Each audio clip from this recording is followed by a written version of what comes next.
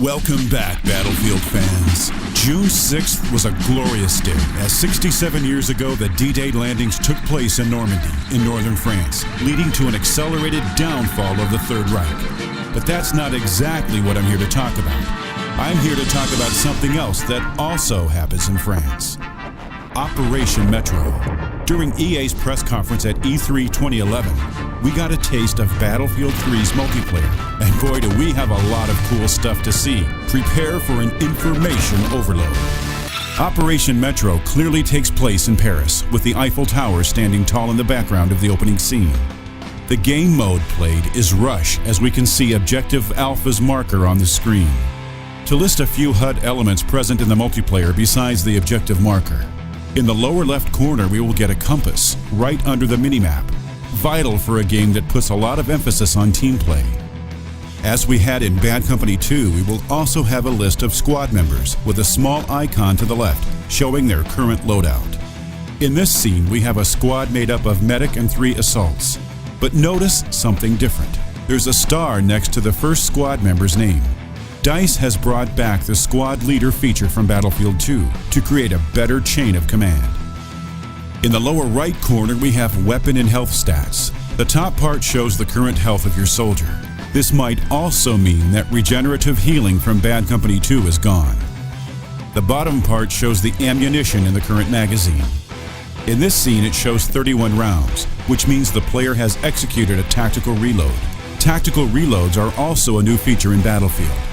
What this means is that when you haven't completely emptied your gun and you reload, you keep the bullet that is in the chamber and gain the additional 30 rounds from the new magazine.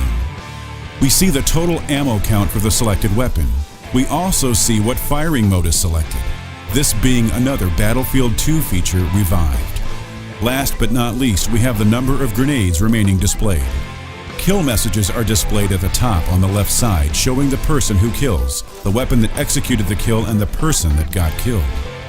Looking at the weapons listed there, we see the SVD Dragunov makes a comeback from Battlefield 2. We see a new addition to Battlefield, the Pechenik PKP, a Russian-built LMG belonging to the PK family of weapons, which fires 7.62 by 54mm rounds. The AK-74M is another cool addition to the stockpile of available weapons. In case you're wondering, the M stands for Modernizirovanny, Russian for modernized. The ever-present M249 SAW LMG will also make a return. The player here is holding what looks like an M16A4 assault rifle equipped with an ACOG scope. The following scene shows the gunner's view from inside an LAV-25, belonging to the U.S. Marine Corps. The gunner will control a 50 caliber M2 machine gun as indicated by the text in the upper left corner. On top we also see some sort of numbers. We believe these indicate the distance to the target. At the bottom we see the orientation of the main turret and machine gun compared to the hull of the LAV. The shorter line represents the 50 cal and the longer line represents the LAV's main chain gun. Last but not least, in the lower right corner we also see the vehicle's health indicator and the occupants of the vehicle. The LAV-25 seating a maximum of 6 people. 1 driver who also controls the main weaponry, 1 gunner that controls the secondary armament, and 4 occupants who will probably be able to fire via firing ports on the sides and in the back of the armored vehicle. The next scene shows the player looking into the scope, aiming at a group of enemies, one of which is probably an engineer, judging by the RPG-7 on his back. After that, we can see the player holding an M4A1 carbine running next to an LAV-25. Looking at the kill messages again, we realize another weapon makes a comeback from Bad Company 2. The MP443 Gratch pistol. Also note the crosshair in the kill message. This probably means that the respective soldier was killed by a headshot. Next up, we see the player shooting at an enemy with this M4A1 shortly after the set of objectives was destroyed and the base taken. Someone else is also firing at that enemy, and judging by the explosions, it could be a fellow teammate and his LAV-25. At the bottom, we get a glimpse of the scoring system. The player here got 100 points for the kill, 10 points as an Avenger bonus for avenging a fallen teammate shot by the respective enemy, and something new, a comeback bonus worth 40 points. This bonus is most likely received when making a comeback from a recent streak of deaths. The final scenes in the park show the player shooting his M16A4, again claiming Avenger points. In the kill messages, we see another weapon to be featured in BF3, the Beretta M9 pistol. One should also note the view through the ACOG scope. In the Fault Line series of trailers, the view was way back, and following feedback, DICE corrected it, moving the view somewhat closer. Nonetheless, it's still not entirely realistic, as the view zooms in entirely when aiming, instead of the zoom occurring only inside the scope due to magnification. As soon as the player starts running, a massive explosion takes place. It could be an artillery strike, or it could be an air-to-ground missile strike. Either way, it looks like it could cause a lot of destruction. The assaults continue, and we're about to find out why the map is called Operation Metro. The fight goes underground into the Parisian subway system. It looks like a very linear area of the map with no possibility of flanking, just a simple, adrenaline-pumping head-on clash. There's one scene in particular that might grab your attention. An enemy in an NBC suit stabs you.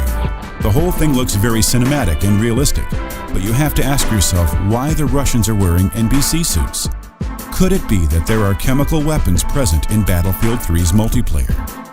In the scene where the player is crawling holding his M16 on the platform of a metro train station, we see a squad member down, with a little lightning bolt-like figure next to his name, indicating he's incapacitated and needs a medic to revive him. However, traditionally, only medics are capable of seeing that symbol. The player sees it, despite being an assault. This is because DICE has rebalanced the classes, and now the Assault class can trade in the underslung grenade launcher for advanced medical equipment and the ability to revive incapacitated teammates. This means there is no more Medic class, as it becomes the Support class, focusing on suppression and heavy firepower with their light machine guns. They can also resupply teammates with ammo. The Engineer and Recon classes remain basically the same. We then get a glimpse of the PKP Pechenik, here equipped with a combat scope, being fired blindly inside a train. The action once again moves outside onto the streets of Paris, the player firing his AKS-74U carbine, also equipped with what looks like a flashlight, at oncoming Russian troops. When shot, the first Russian drops what appears to be another AKS-74U. What's interesting about this scene is that the player is firing an AKS-74U, but he's an assault trooper. Could this be a sign that the 74U or other carbines will no longer be available for the Engineer, as they were in Bad Company and Bad Company 2? Also, notice the fact that Russians are again seen wearing NBC suits for protection against chemical weapons. We then see the obstacle vaulting animation, the soldier jumping down onto the street, holding an M249 saw with a combat scope. Notice that the uniform has Desert Marpat camouflage. Peculiar, given that Paris is nowhere near any desert. Also, notice the Battlefield 3 advertisements on the street. A new bonus has also been added, as it can be seen in this scene. Now, players will get extra points for suppressing the enemy too. In the penultimate bit of footage, we can see what the new MCOM stations look like, while the player runs towards an armed MCOM while reloading his M9 sidearm.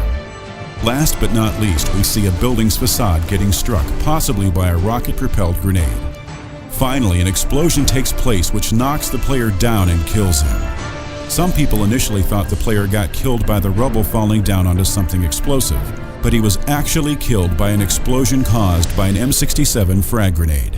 However, something a few people failed to notice is that the explosion actually takes place elsewhere. Observe the minimap during the scene with the facade being blown up, and then look at the scene with the player falling down. Also observe how squad members and their loadouts suddenly change. It's just edited in for an explosive ending. In the penultimate scene, also notice how the player chose the Sniper class and is equipped with an SR-25 sniper weapon system. And so ends the first multiplayer trailer for Battlefield 3. It was short, but it was sweet, proving that DICE took the best of all Battlefield games and put them all together into one big game that might just become the ultimate first-person shooter.